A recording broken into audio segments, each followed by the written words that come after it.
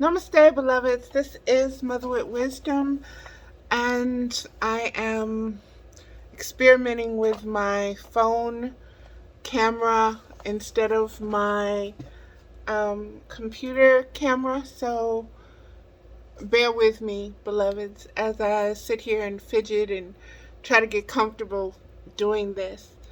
Um, this video is about the word no.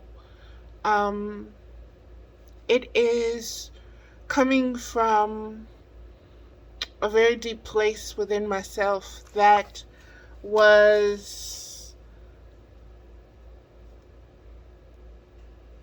given the opportunity to express itself from a sip and paint situation that I did on Zoom, that I orchestrated for my niece and myself because we hadn't been getting together um, recently or lately or doing anything together.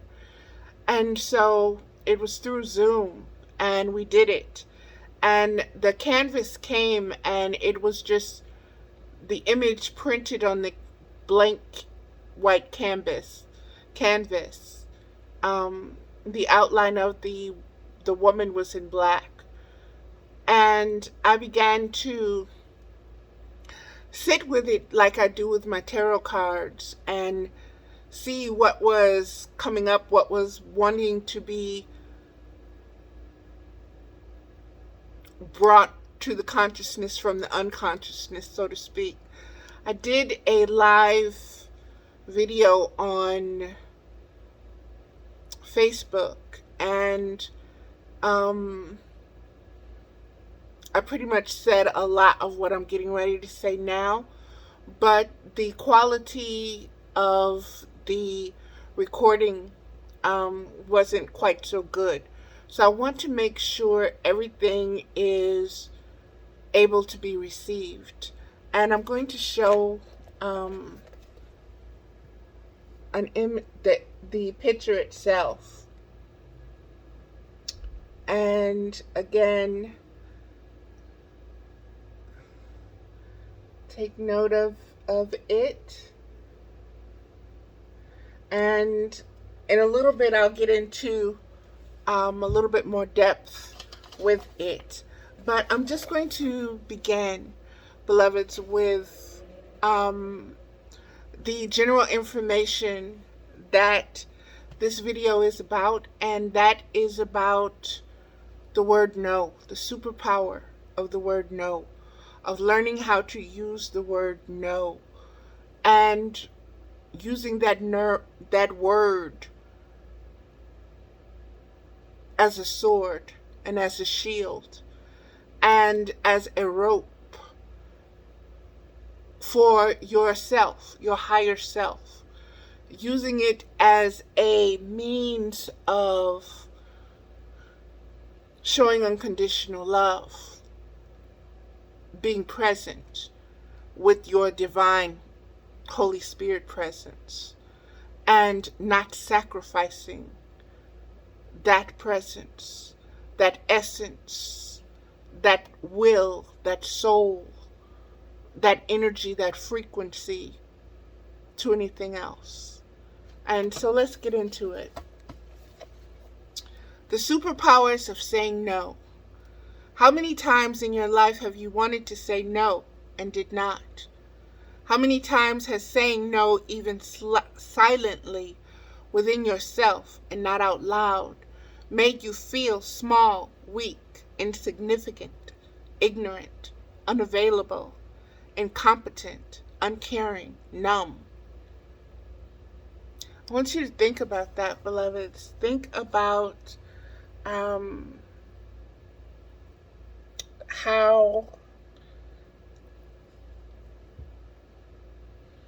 how many times actually in your life have you used the word no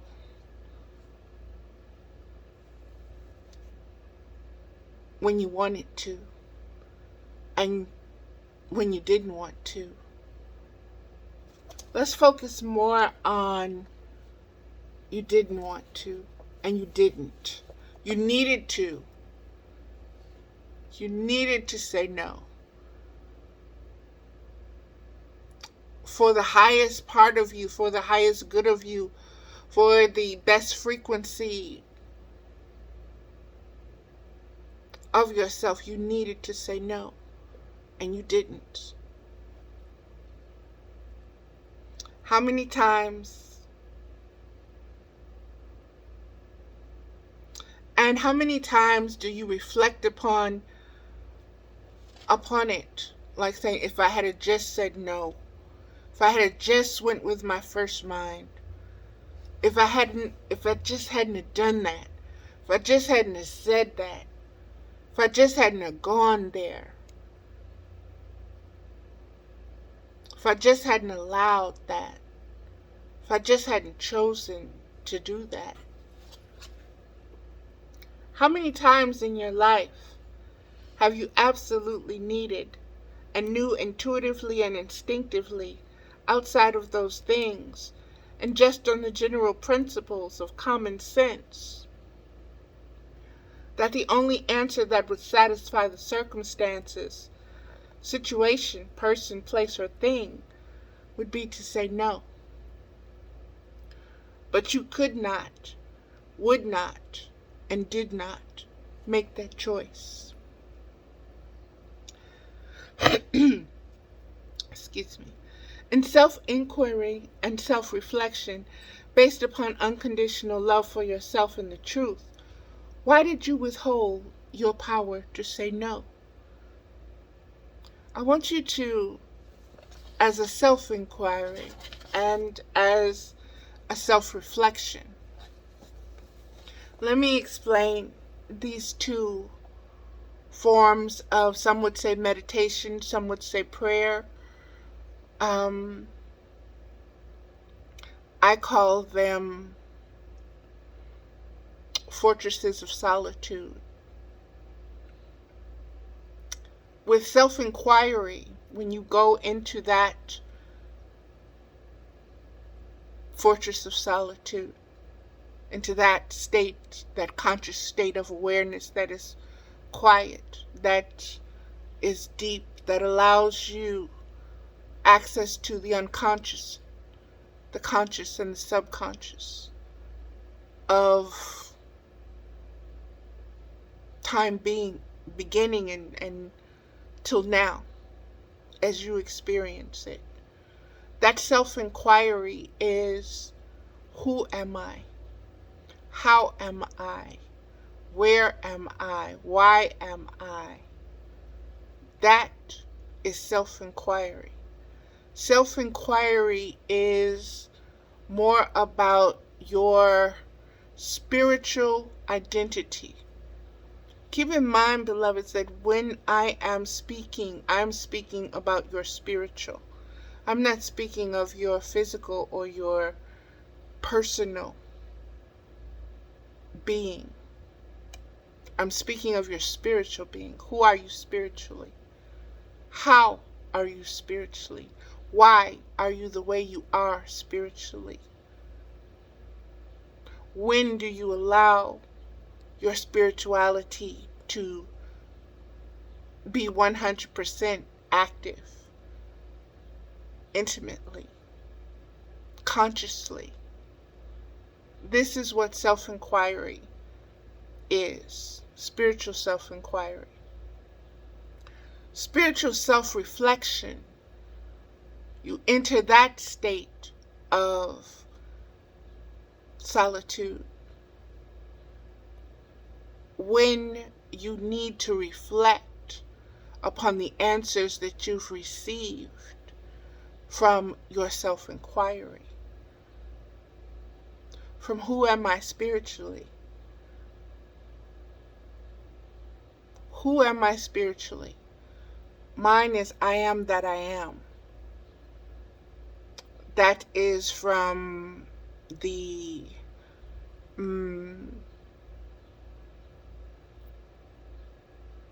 ancient Christian Christ consciousness belief system. I am that I am.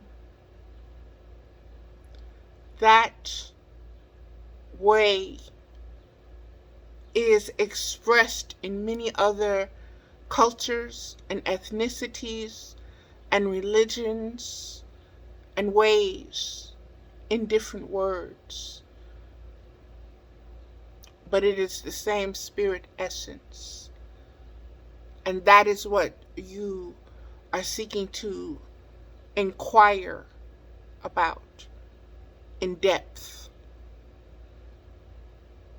And the reflecting, is about relating to the information that you got from the inquiry, applying it, observing it, not so much as analyzing it, but accepting it and allowing it and choosing it because you identify as it. That Christ consciousness that I'm speaking of, that unconditional love, that compassion, that's what I'm speaking of. That is what I identify as I am that. And how do I relate to that in my life, my lifetime? How has that been taught to me? How do I reject that? How does it present itself in my manifestations? How is it born in my creative endeavors? How is it communicated in my relationships with myself and with others, with spirit and with physical, with this earthly realm? So that is the definition of self-inquiry and self-reflection. Again, let me read it again. In self-inquiry and self-reflection based upon unconditional love for yourself and the truth, why did you withhold your power to say no? Flipping the script. As a child who was verbally, emotionally, physically, and sexually abused by people, places, situations, circumstances, some that I had control over, others that I did not. What do I mean by that? Let me explain more clearly. As a child of created, rooted, surrounded, that grew in and of every type of abuse that you can speak of. I hold memories of not just my own, but ancestral abuses. Slavery, rape, being burned, being drowned, being tortured, being bound, being verbally abused by a mother who was manic depressive bipolar, who had undergone her own trauma and traumatic life and only knew how to relate to me through her hurt and through her pain.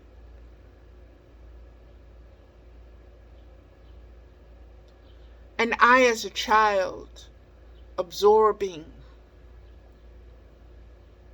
all of this the best I could through my Christ consciousness, because that's always been a part of me, even when I didn't know the words. That consciousness has always been there. It always spoke to me.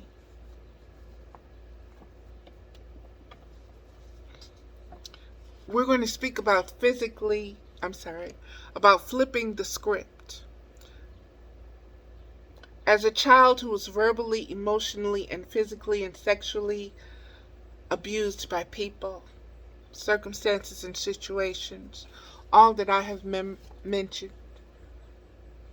circumstances and situations, being a born child of slavery,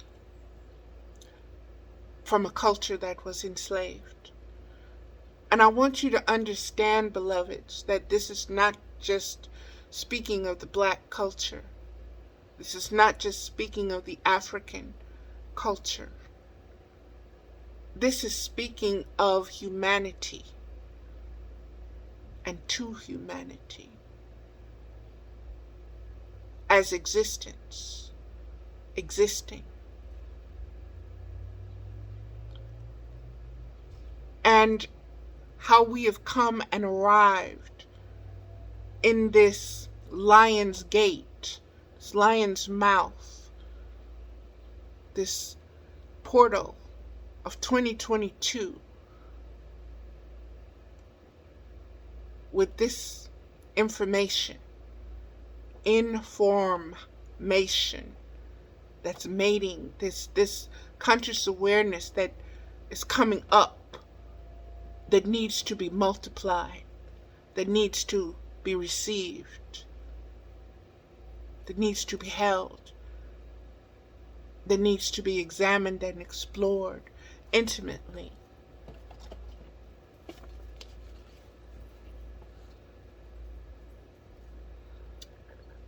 Because of my abuse, and because of the abuse that we have experienced generationally as human beings, that we have evolved with. Hurt people hurt people. And when you have been hurt to such an extent, your ability, your awareness, your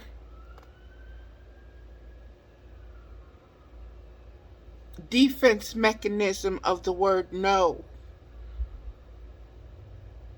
has been stripped from you, because you learned early that your no had no power.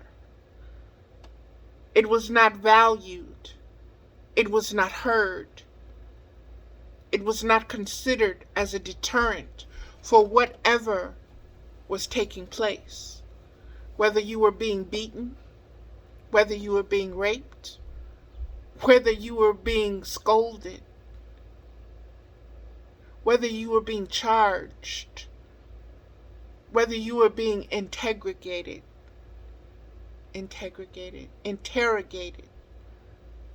your no meant nothing. No one listened, no one heard, no one believed that you meant this no.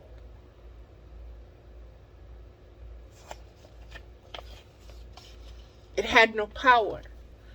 It was not valued. It was not heard or considered as a deterrent to the abuse, to the shame, to the rage, to the grief, to the guilt, or to the self-hate that my inner child was navigating in order to stay not only sane, but alive, even in shattered, fragmented bits and pieces. That was all I had left of my physical conscious awareness. My spiritual conscious awareness told me to have faith. That existing is a process in our development as beings representing the multiverse. Hear that, beloveds. Hear that. Hear what my spirit told me. Have faith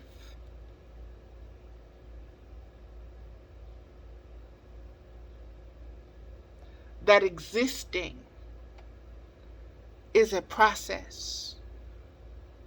Didn't say have faith that this is going to stop, or have faith that this is going to be this and that is going to be that, or have faith that somebody is going to come in riding a white horse and save you.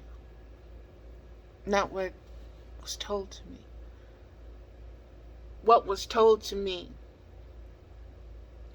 have faith that existing, that being spiritually conscious, aware, is a process in our development as beings representing the multiverse.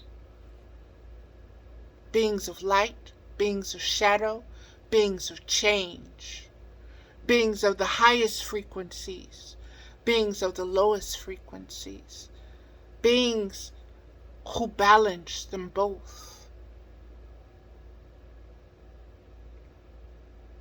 Existing is a process in our development as beings representing the multiverse. Everything changes. Have patience and trust in the Holy Spirit, the divine helper and guardian of existence. Everything changes.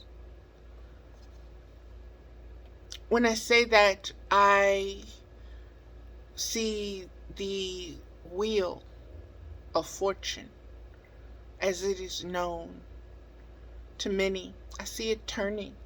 Sometimes you're on the top, sometimes you're on the bottom, sometimes you're in the motion of the Olin of turning and spinning. Everything changes in this realm. Be aware that as existence, you are going to change. Your circumstances and your situations are going to change. 1 minute you are experiencing abuse. The next, unconditional love.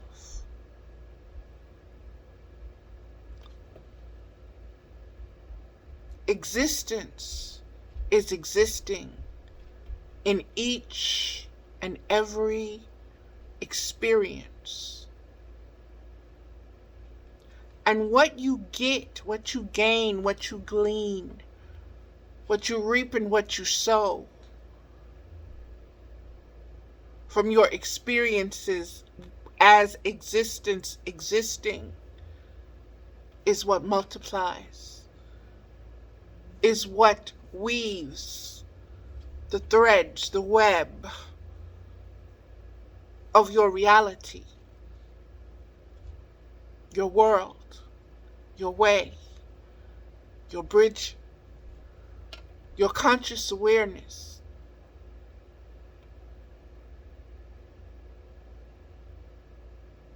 It is what enforces and supports your no and your yes with integrity.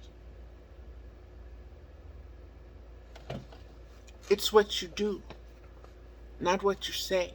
It's who you are, not who you pretend to be, or what you look like, or what you think, or what you feel.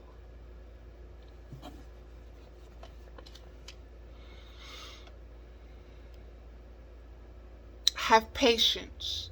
Trust in the Holy Spirit, the divine helper and guardian of existence. Again, this is my second time doing this presentation. I'll call it that. And the first one is what it is. A lot of this is a repeat of the information, but some of it is coming forth just right now, welling from the wellspring. Um, I want you to understand and understand that when you incarnate as a spiritual being inside of flesh. I want you to understand the blending, the alchemy, the merging, the intertwining of the essences of spiritual and flesh, of consciousness, subconscious and unconscious, of seen and unseen, of known and unknown, of everything and nothing at the same time. That is what you're trusting in. That Holy Spirit. That way. The way of the Holy Spirit is wisdom combined with compassion. It has no beginning and it has no ending. Has no shape or color or size or measurement. This is your divine helper. This is your guardian of your existence. It is what speaks to you as your instinct and your intuition, your highest instinct and your highest intuition. It is what loves you unconditionally. It is what unconditional love as you is known and can be, that you can become consciously aware of the essence and the presence of unconditional love. And that you're worthy of it. And that it is yours as a sovereign being.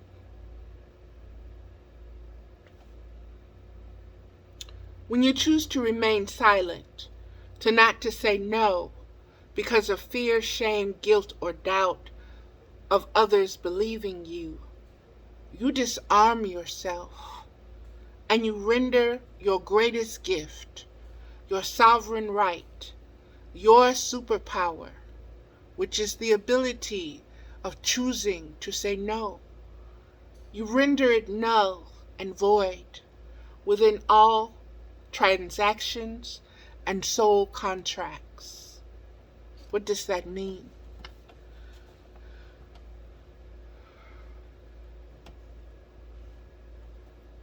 It means when you are not intimate with the knowledge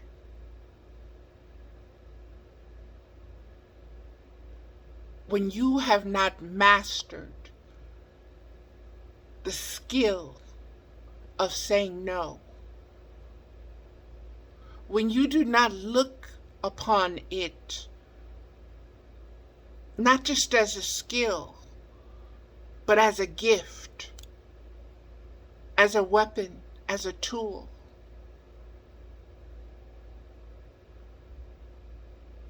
to help you.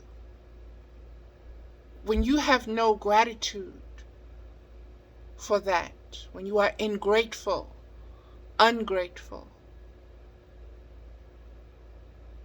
you allow situations, people, circumstances to arise within your existence that will teach you how to choose. No. What you sow, you reap. What you reap, you sow. Polarities matter. Yes and no. Your yes and your no matter. This particular video is not about saying no to others. It is about you saying no to your self-sabotaging tendencies, addictions, attachments, behaviors, conscious awareness of your self-value, your self-hate, throwing yourself under the bus, surrendering, sacrificing yourself so willingly because you don't know the power of your no. Your no is weak to you.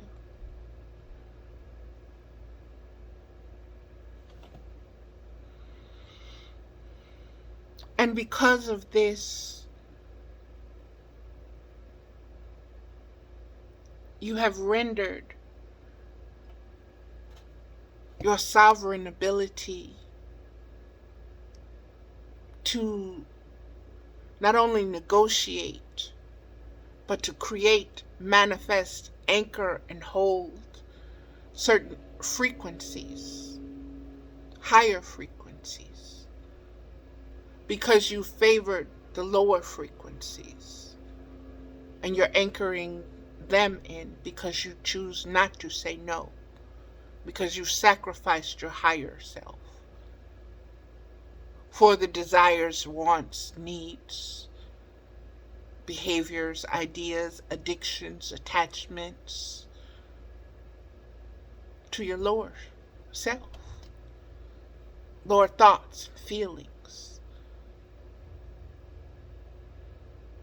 that were heaped upon you by this man's world, this man's conscious awareness, by violence, by cheating and lies, by trickery and magic, by illusion, by subterfuge.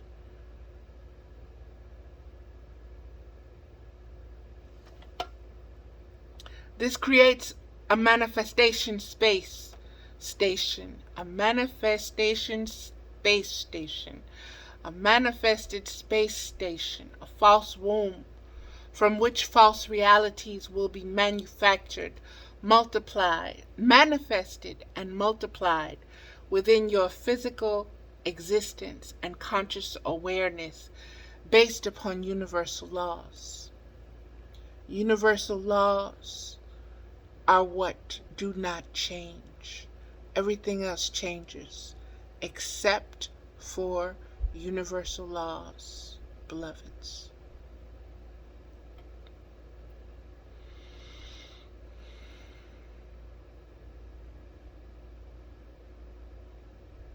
So understand that each and every lie to self, notice I didn't say to others or that others lie to you.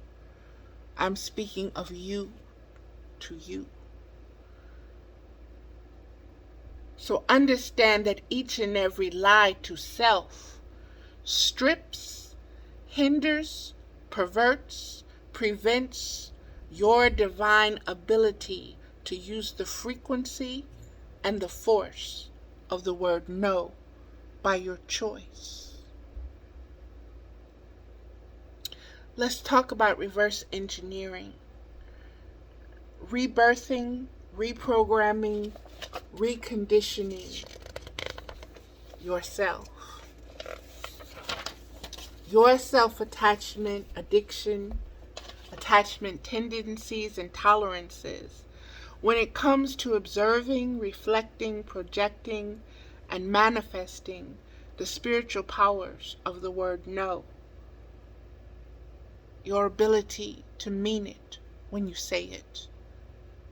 Your ability to wear it like clothing, like a bulletproof vest, like a shield, to use it like a shield, to use no like a sword, to cut through the subterfuge, to cut through the weeds, to cut through the lies, to cut through the bullcrap that situations and circumstances of this existence will try to overwhelm you with, in order for you not to be able to complete your self-inquiry and your self-reflection. It wants to keep you too busy so that you don't have time to spiritually reflect upon your sovereignty, so that you can master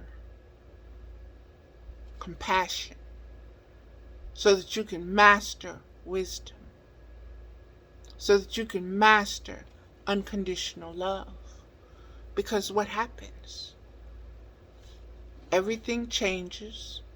So what would change? All those who are empowered by you not being able to tell yourself no would lose power.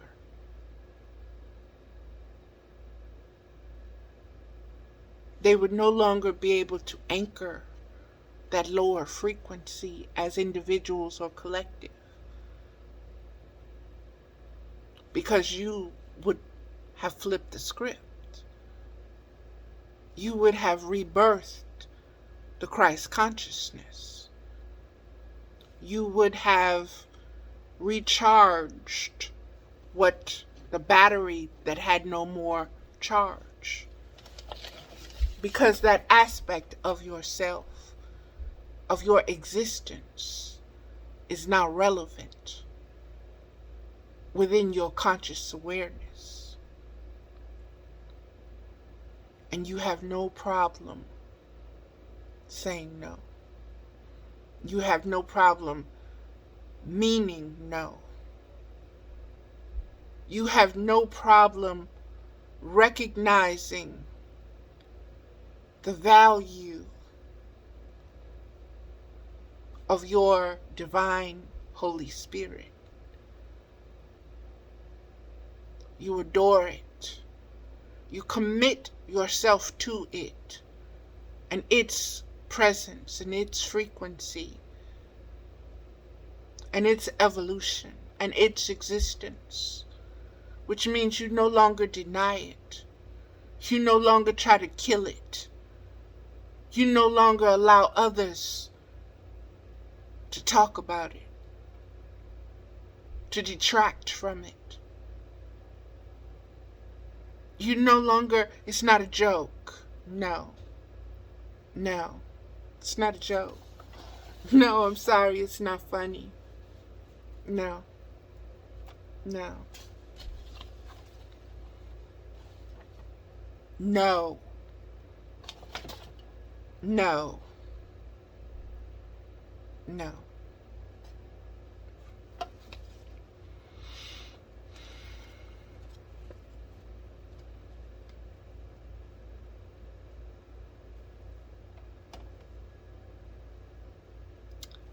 Your self-attachment and addictive tendencies and tolerances when it comes to observing, reflecting, projecting, and manifesting the spiritual powers of the word no. How many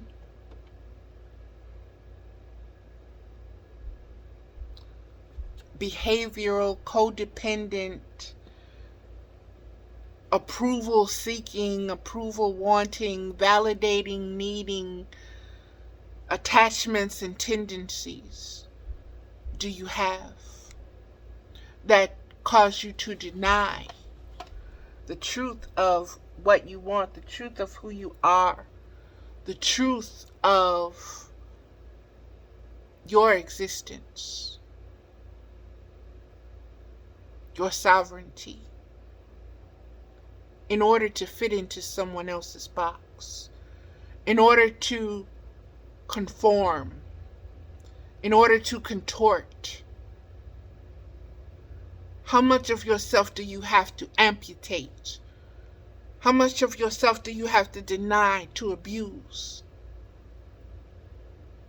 to remain in their good graces? In their, oh, you're okay with me. You're like me. Okay. As long as you do what I say, I'll tolerate you. As long as you like what I like, we're good.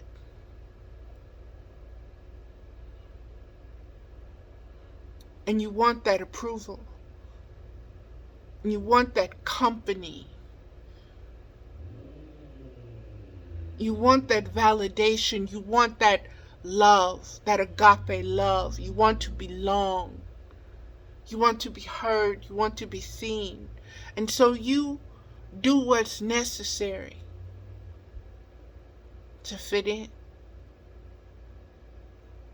to fulfill their wants. You kill. You cut your own head off. You amputate your own abilities to fit in their box.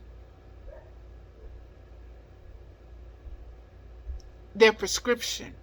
Oh, you have too much of this or too little of that or too little. So you're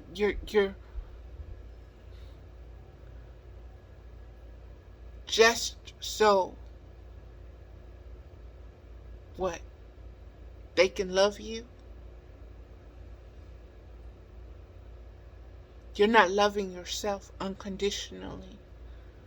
When you say, okay, your opinion is worth more than mine, and so if I need to cut off this, if I need to do this, if I need to do that, then I'll do it just so I can have your approval, your love.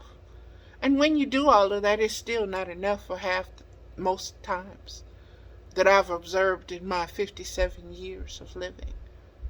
Nothing is never enough. And once you start, once you show that, yes, I will say no to myself by putting you first, it becomes expected of you. So it's not something you do just okay, I'm just going to do it this one time and that's it. Don't work that way, beloved. It becomes expected of you. Not only by them, but you start to expect it of yourself. And it becomes easier and easier and easier. That's why it becomes a codependent habit. That's why it becomes an addiction. You need to relate in this way in order to be seen, heard, felt, loved, present.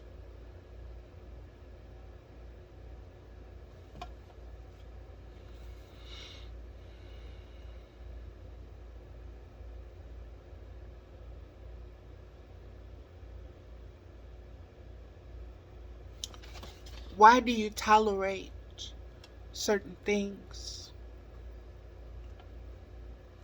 Why do you tolerate people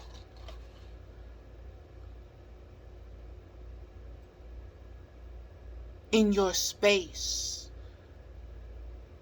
in your love, in your circle, in your center, in your core, that don't value you, that can't love you unconditionally? Is it empathy for them? Is it compassion for them? Because if it is, that means you don't have that compassion for yourself because they don't have it.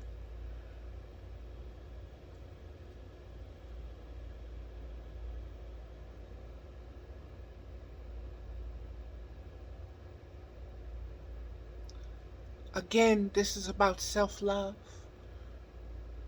This is about that part of you that is so trained, that high priestess, that judgmental self that says you're not worthy, throw her under the bus. You need a sacrifice? Here she is. Valerie, shut up. You don't have an opinion. Go for it. Do what they tell you to do, how they tell you to do it. Look like, just shut up. You only got a GED. What the hell do you think you know about quantum physics, metaphysics, spirit? Just shut up. That little girl won't let me shut up. That divine spiritual sovereign being inside of me won't let me shut up.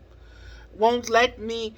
You push and push and push, and I might, but I'm going to come back, and I'm going to speak, and I'm going to say, no, you don't get to tell me who I am and who I can't be. You don't get to tell me that I have to keep sacrificing myself. Enough with the damn sacrificing. Enough with the damn self-sacrificing.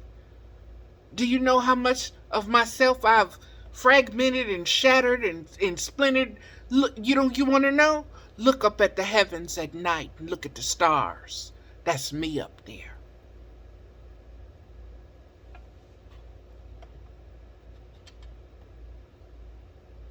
Each one of those lights, that's me. And I know KNOW, that's me.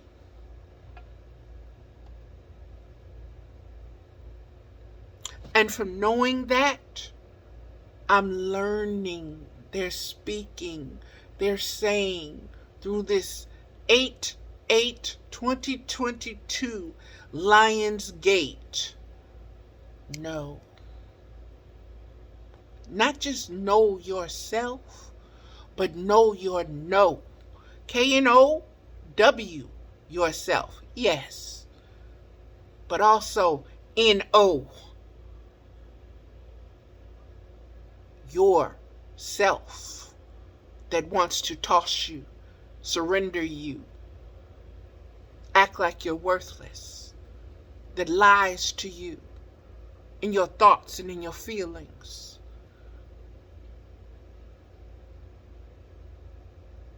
And you listen. And you settle. And you succumb. And you surrender.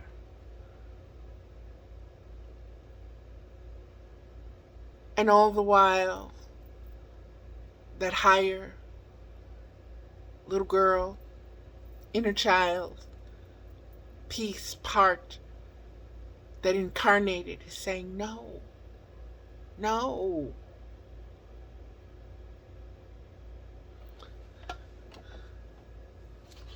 Let me keep going, beloveds.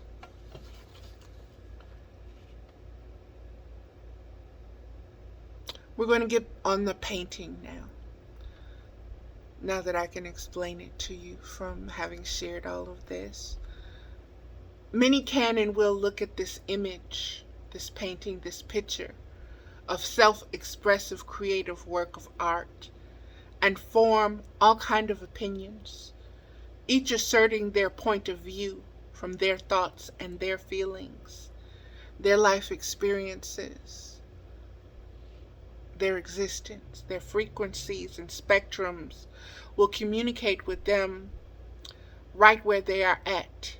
No wrong or right, good, bad, or evil, depending on all the us aspects of their currencies, past, present, and future, beyond space and time, lines in the sand of interpretations. I explained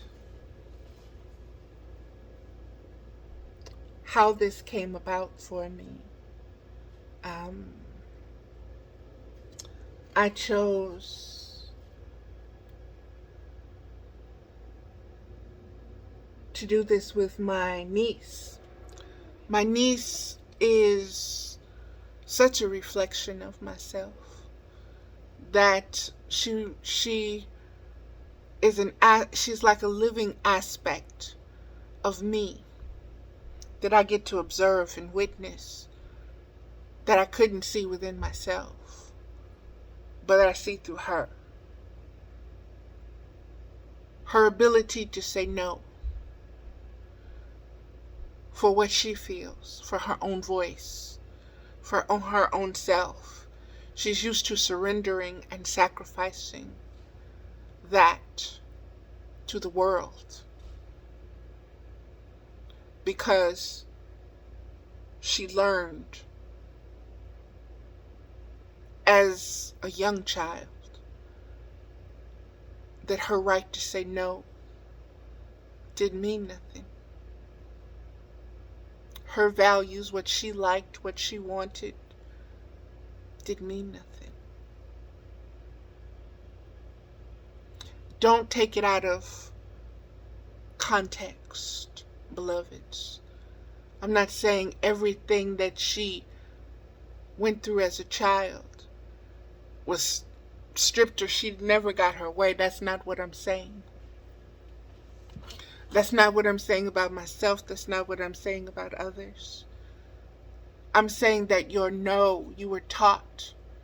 Just as a little girl, you're a little girl, you can't do that. You're a little girl of color, you can't do that.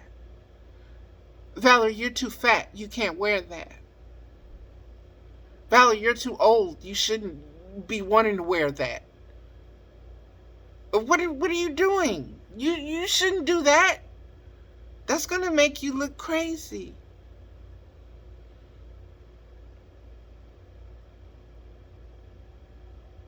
And you sacrifice your creativity. You sacrifice your song. You sacrifice yourself. You sacrifice your poem. You sacrifice the words. You swallow them.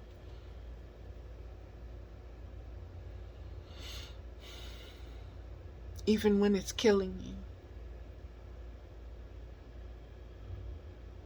You wonder where cancer comes from?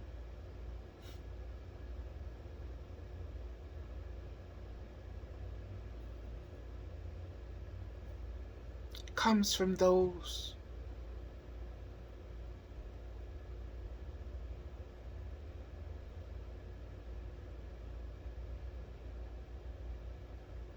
who didn't know how to say no to themselves when that self wanted to sell them out, toss them away, give them away,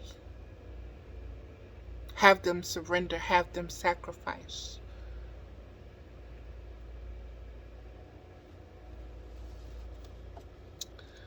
Again, this painting, the bird is an aspect of spirit that speaks. This figure here is an elder aspect, male and female. That is the Hyoka within me.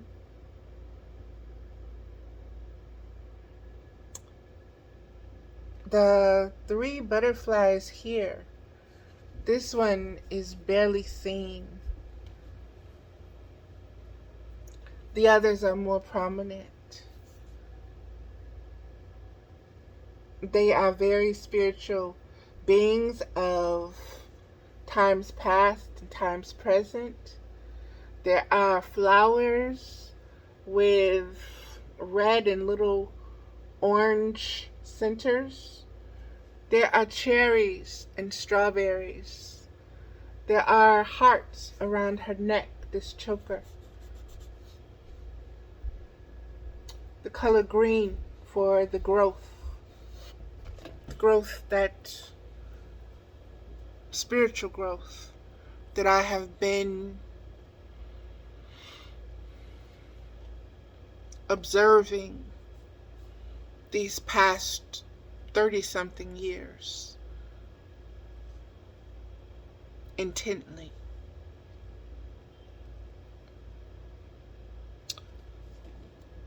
The color pink and green also represent the heart chakra and the softness and the messages from the little girl coming down. This is a crown. The V stands for Valerie, for victory, for value. Her skin, a mixed brown and yellow together to form a bronze, because the bronze skin spoke to me. The need to make it both brown and gold spoke to me. And that was from the minerals, from the metal, from the earth itself, blending with the green. The yellow is also a form of her spiritual light, her halo, her glow. It is also her center, her place of solitude, inquiry, and reflection. It's within this. And the green covers that, holds that, allows that, holds space for it. And the black is the possibilities of everything which can be drawn forth and drawn from.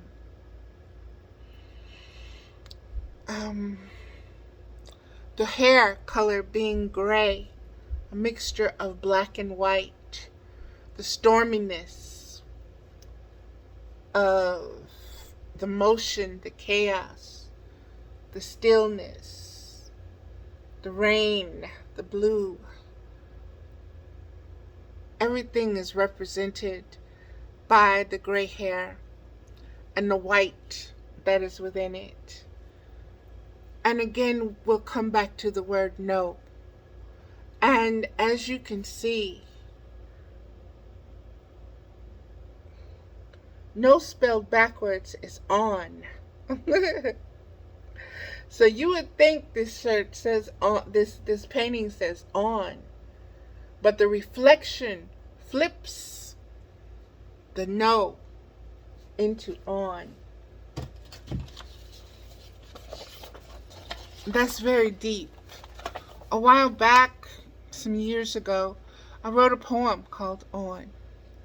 And the picture I used was a ivory Buddha. And it spoke of being spiritually on. Being on meant you were able to receive. You were receptive. Being on meant that you were able to go with the flow. And being on means that you are able to magnetize unconditional love and light, higher frequencies, higher light frequencies of love to you. And that these frequencies and this particular spectrum of being on was a guide, a guardian, and protection. And it was also a leading, it was a beam that was on. It was a projecting of light that was on into the darkness.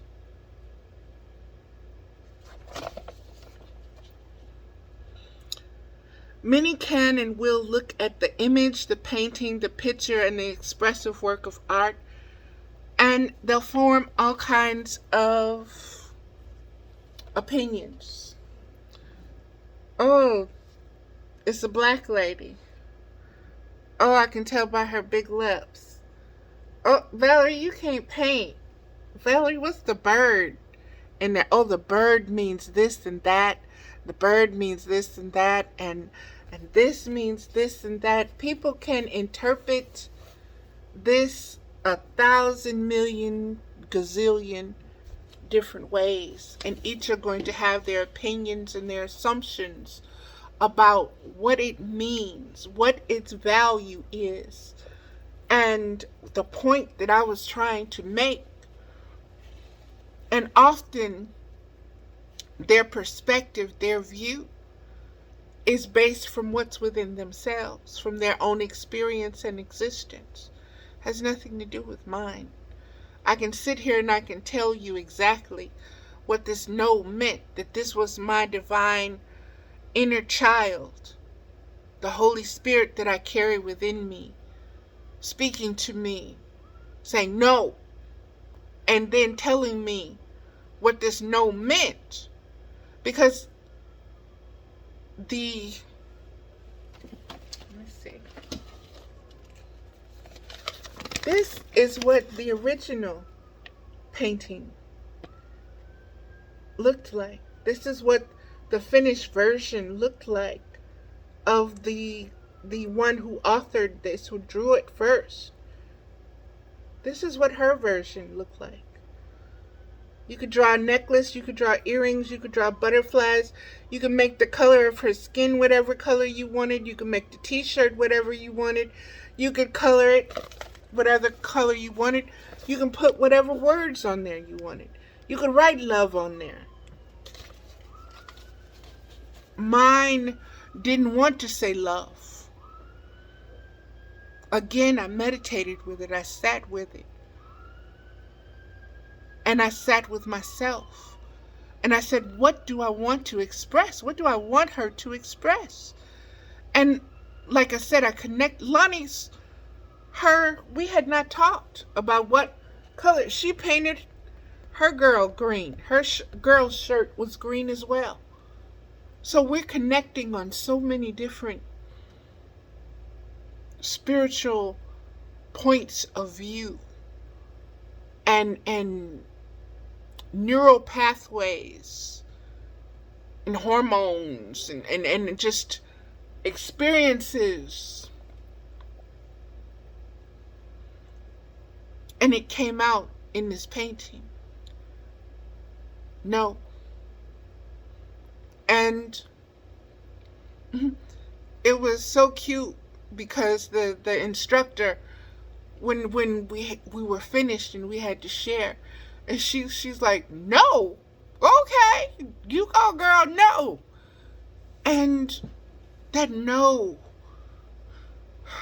again, beloveds, as a woman living in a time where Roe and Wade has become rescinded and become an issue all over again, a woman's no is being taken from us again. Our ability to say no, our right to say no, our sovereign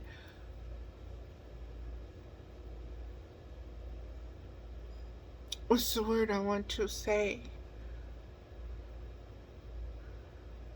Our sovereign divine right to speak our truth and have it heard and know that its value is not only being questioned, but it's being taken. It's being removed from our conscious awareness in so many different ways. And it comes about through the art, through the music, through the movies, through the literature. How many times? That's how this began. What was it? How many times in your life have you wanted to say no and did not? How many times has saying no, even silently, within yourself and not out loud, made you feel small, weak, insufficient, ignorant, unavailable, incompetent, uncaring, and numb? Why is there so much guilt and shame and blame attached to the higher self being given the ability to say no and mean it? Oh, you said no. Oh, you got to take that back. You got to walk that back. She didn't mean that. She meant yes. No. I meant no. And I said no. And I said what I meant. Old school. The elders. Your words have to matter.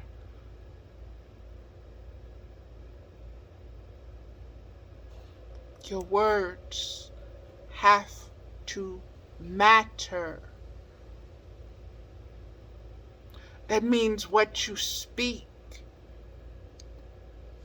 that is what the universe is going to create, is going to manifest that matter.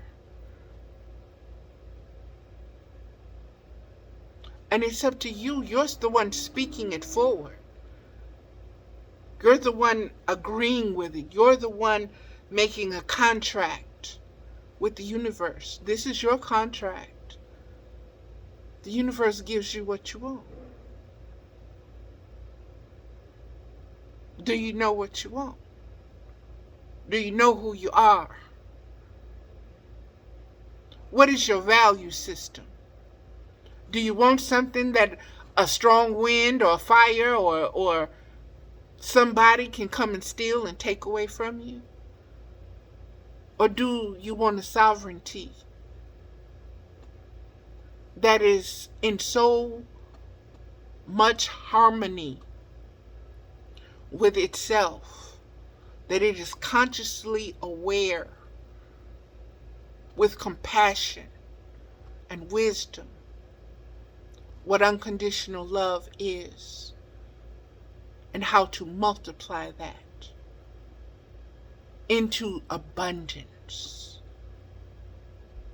how to replicate it and reproduce it, and how to demand that as a standard, that is a goal, and that is what is desired and beautiful.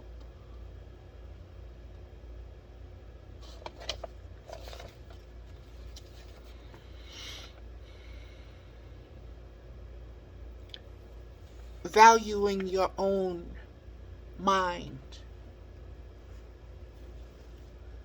valuing what you can create, even if it doesn't look like what somebody else creates. So many people took this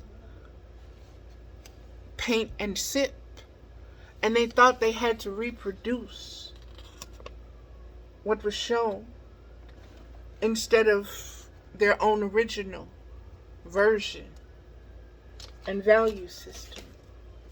Why? Because the part of them that wants to create and have its own voice, they've told it no so many times. They've automatically go to what somebody else's vision, somebody else's version, somebody else's standard.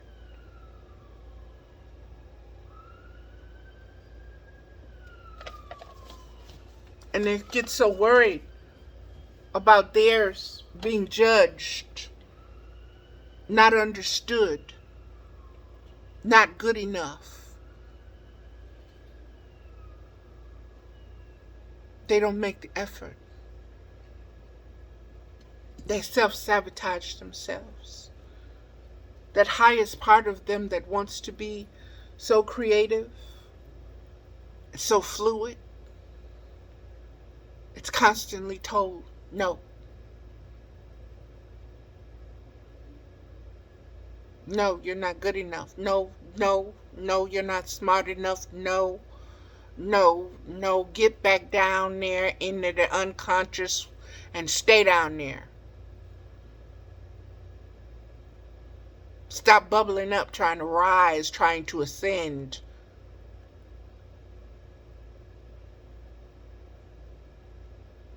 Stay down there in your hell.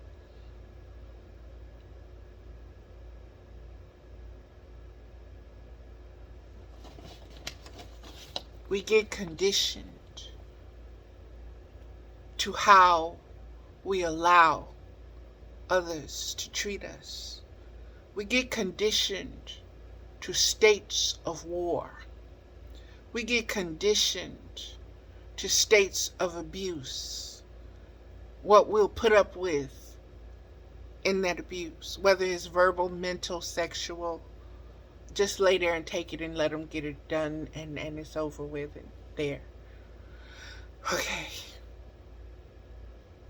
I can stay where I'm at. I'm still good. I can still do this. I can figure it out. I can do this as long as I need to do this.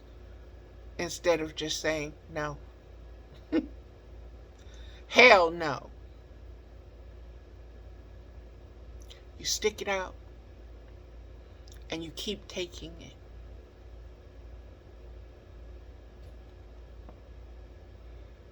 Because you don't want to be alone with your higher self, because she's not worthy.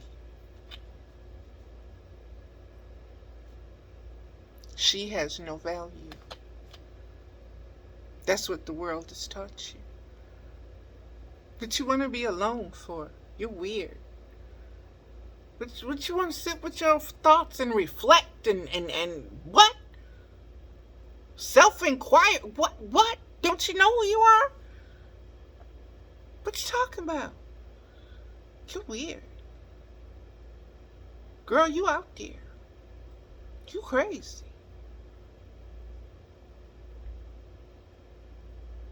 Yeah. Yes. Yes. Yes. I am. I'm crazy. Thank you. And the little girl in me is like, no, you're not. You're not crazy. They're crazy. You're the same. You know. Quit trying to be like them. No.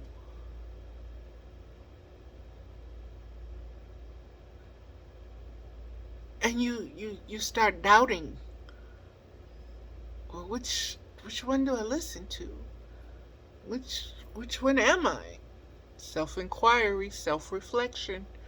Baby steps all the way. You're going to fall down. You're going to poop on yourself. You're going to fuck it up. It's okay. Get back up and try it again. Practice. Telling that part of you that is so used to telling your highest self no, tell it no. Put it in a timeout. Revoke its license to be the driver. Okay? Start being conscious of yourself with unconditional love as your filter, as your guide.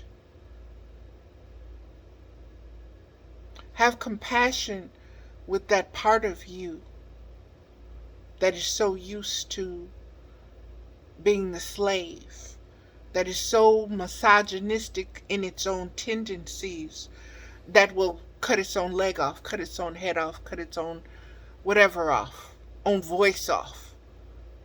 I didn't see that. I didn't see you cheating on me. I didn't see you lying to me. I didn't see you doing that to me. I didn't see it. It's okay. It's okay. I didn't see that. I didn't see it. You did it again? Okay. Oh, okay. Okay. I didn't see it. It's okay. It's okay. It's okay.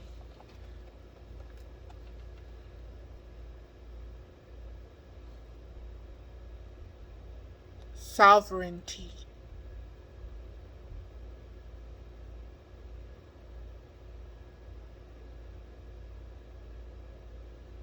You are divine. A divine expression of unconditional love. Know thyself. And be. You don't have to become something you already are. You just have to remember how to be that way.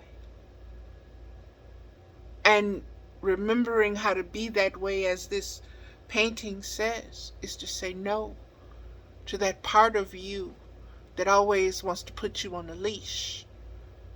Put your creativity on a leash. Put your speech on a leash. Put your growth, your spiritual growth on a leash. Put your compassion for yourself second, last, third, 50th in line behind everybody else. You can wait. You strong. They can't do this. They need this. You can wait. Just go ahead and give it to them. Ain't nobody else, they ain't had that before. Maybe that'll help them. Give it to them. But that's my last one. I ain't got no more. Give it to them.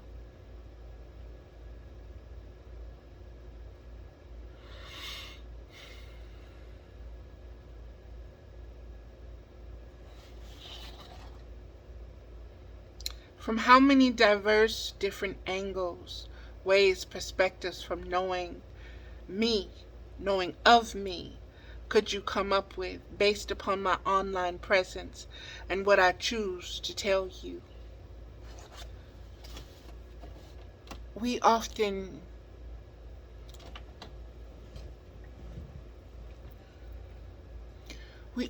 judge others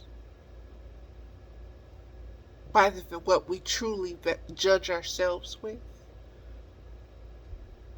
Just like I can remember my mother calling me stupid. And I later learned, as I observed her, that that's what she had been called.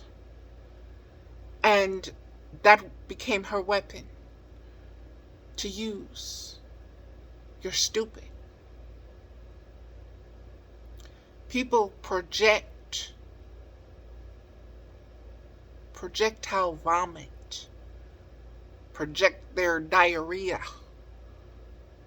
project their self-hate onto you. Because it's easier to judge you than it is for them to judge themselves.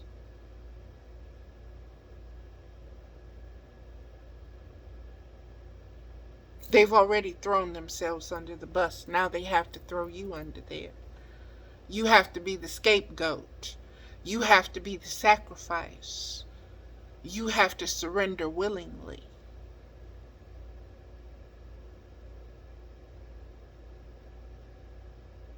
You're just the slave. Take one for the team. Do it for your master. You are a substitute. Okay.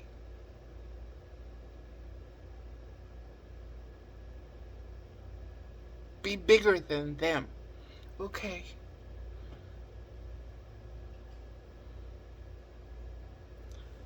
Stop dealing with situations, circumstances, and beings that devalue you, that demoralize you, that abuse you, that have no compassion for you. Even when you think that you're being compassionate to them by allowing them to use and misuse you. That means you're being uncompassionate with your sovereign highest self by allowing another being to denigrate, to decimate, to take.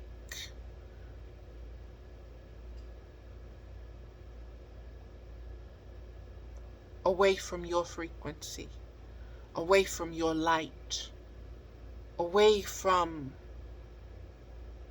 your self-love and your ability to love yourself and your own ability to grow and evolve. It can wait. Okay. This needs more attention right now. I can wait. Can you? How long do you got to wait? Because tomorrow isn't promised to you. Your next 10 minutes is not promised to you. When will you love yourself? When it's too late.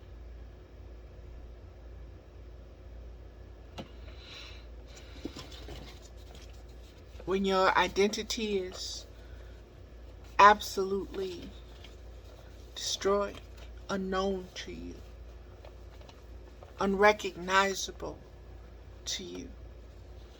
You've become whatever box was assigned to you to fit in. That's who you've become. And whatever value system that box has, that's what you're worth.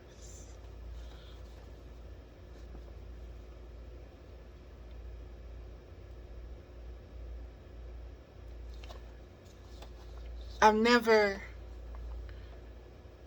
always, since this part is about me, based upon my online presence and what I choose to show and tell, many people, because I say that I am celibate, or because I have chosen in the past to indulge my fantasies in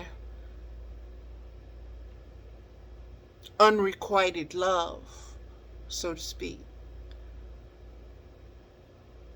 All of this has been a journey for me.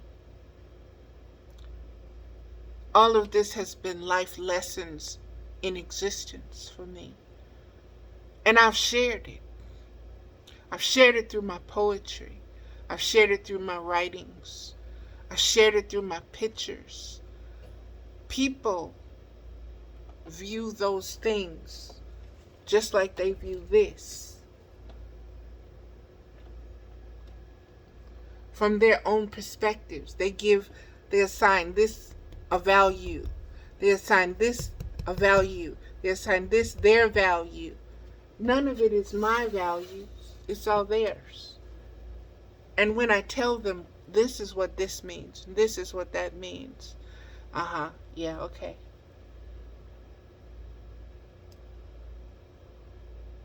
When I say I'm celibate, because I'm learning myself, I'm having a relationship finally with myself first.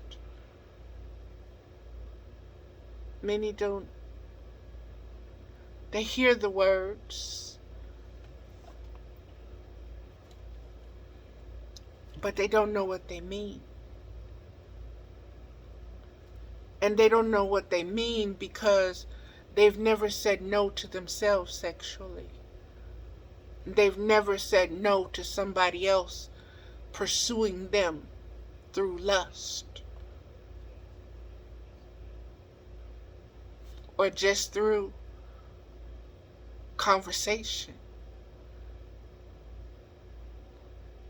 Meaningless, surface. I'm a very deep person.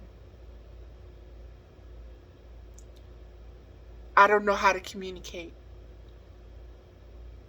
what that truly means, other than to be myself authentically. Now, what everyone else assumes that means, or their opinions of what my poetry means, what my selfies mean, what the color shirt I wear, how I do this, what wig I have on, all of this and all of that, it's not my business. I've learned that.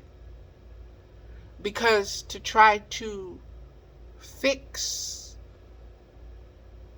what someone else thinks about you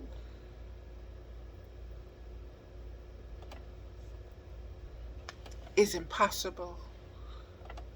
It's impossible. Only that being can change its own mind. You can't change that being's mind about who you are. Because their whole reaction, their whole trigger process to you and your spirit, to your energy, to your frequency is based upon their own incarnation and their own existence and their own karma and their own strength and their own ability to say no.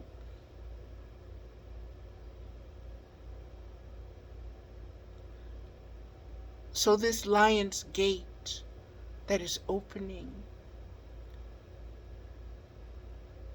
as you go through it, take with you the sovereign superpower of your ability, of your gift to say no to yourself when you find yourself wanting to submit, when you find yourself wanting to surrender yourself, to sacrifice yourself on behalf of another or another situation. If you want the world to change, if you want to change, be the change.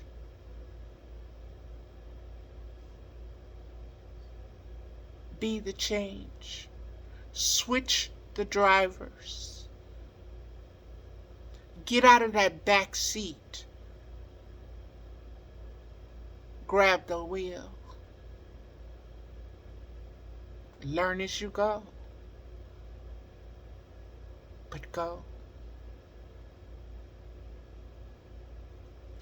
To all those that are telling you, no, you can't drive. No, you shouldn't drive. No. Tell them no. Flip the script. Tell them no. This painting is spirit-led for me. It's about telling yourself no. When you find yourself in that age-old place, position, where you are so used to putting others' opinions, assumptions, desires, needs, and wants in front instead of your own, because you've taught yourself that your no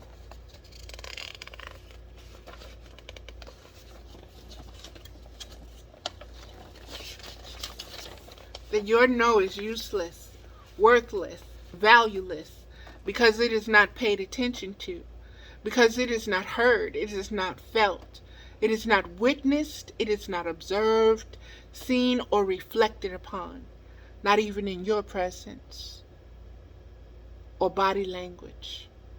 It is just accepted and frankly assumed and expected by yourself. So why should it be different with others? When this is how you think and feel about your individual and collective self-worth. This is another aspect of your own self-fulfilling self-hate. What you sow, you will reap. Period. Case closed. How can you change your circumstances, your situation, if you're always rendering the most creative part of you, the most valuable part of your self-conscious awareness, null and void, by telling it no, by surrendering it, by hindering yourself, by cutting yourself off, selling yourself short? They have all these terms. How do you heal this? Flip it on its head, observing it from the polar opposite without attachment, judgment, or expectations, from the angle, perspective, frequency, spectrum, projection, reflection, or of unconditional love. Remember when I said if you flip or you look at the word no in the mirror and it spells on instead of no? You've turned on your ability to tell yourself no. Unconditional self-love has no problem, does not hesitate, does not get anxious or get upset or angry about the word no, saying or hearing it from self or others, because of the compassion married to wisdom that multiplies, reproduces like bunny rabbits from the spiritual heart. Unconditional love is.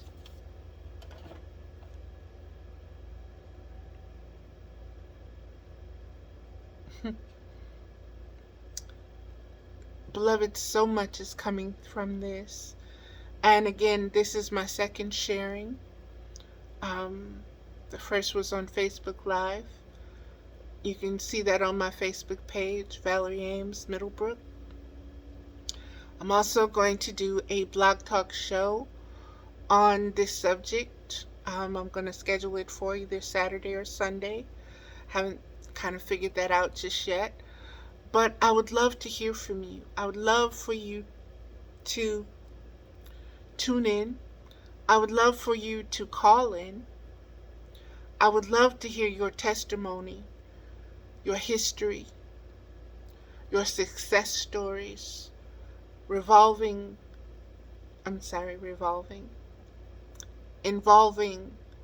telling that lower nature no within yourself. So you're saying yes to your higher nature. Let's hear those stories. Let's hear those testimonies. Let's put that out into the world. Let's create the change. Let's give birth to it. Let's usher it in. Let's receive it. Let's midwife those who are able to do this in this time. And that is going to do it, beloveds. Thank you so much for tuning in.